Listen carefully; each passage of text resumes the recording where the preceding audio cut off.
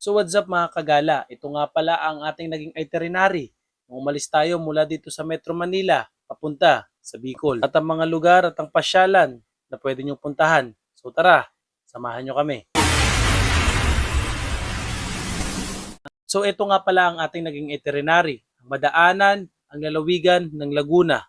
At ang buong bayan ng Quezon, ng Candelaria, Sariaya, Lucena, Pagbilao at papuntang Atimonan, Plaridel, Gumaca, Lopez, Calawag, na hindi nga rin naging madali ang ating pagbaybay dito dahil nga sa mga lubak na ating nadaanan. At ang bayan ng Camarines Sur, ang Del Gallego, Ragay, Lupi, Sipokot, Libmanan, ang buong bayan ng Naga, Bato, Pulanggi, Ligaw at hanggang makarating tayo sa Ginubatan. At ang ating itinerary na ginawa natin para sa ating unang araw, pinapuntahan natin ang Kamalig Albay na medyo minalas nga lang tayo dahil hindi nagpakita si Mayon ngayong araw na ito. Ang Cagsawa Ruins na sobra talaga kami nag-enjoy dito, lalo na nga dito sa Skydrive na ito. At sobrang na-relax nga rin talaga kami sa ganda ng ambience na meron dito sa Cagsawa Ruins na ito. Talagang ang babalik at babalikan mo. At ang isa sa historical na church dito sa Pilipinas, ang Daraga Church. At ang pinagshootingan ng isang sikat na palabas na I Love Lazy na kung saan ay napakaganda at napaka-perfect ng lugar na ito. At talagang pang-instagrammable ang datingan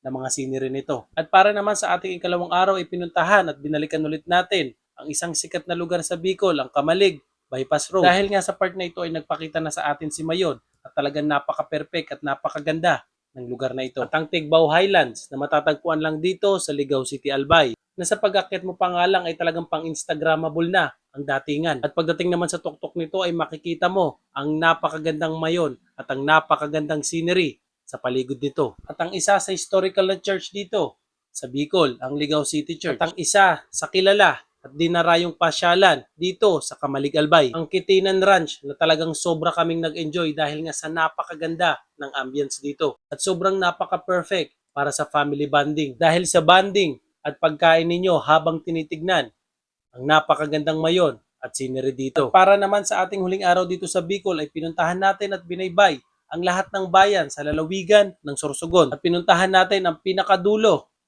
ng Luzon. At sa part nga na ito ay talagang nasatisfied ako dahil sa wakas, nalibot at naikot na rin natin ang buong Luzon. At ang panghuli, ang sikat na pasyalan dito sa Legazpi City.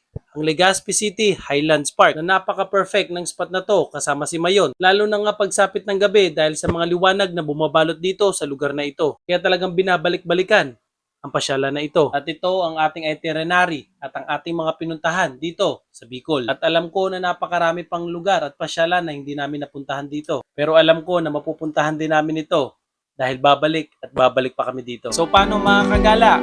Paalala nga lang ulit, ride safe, peace out.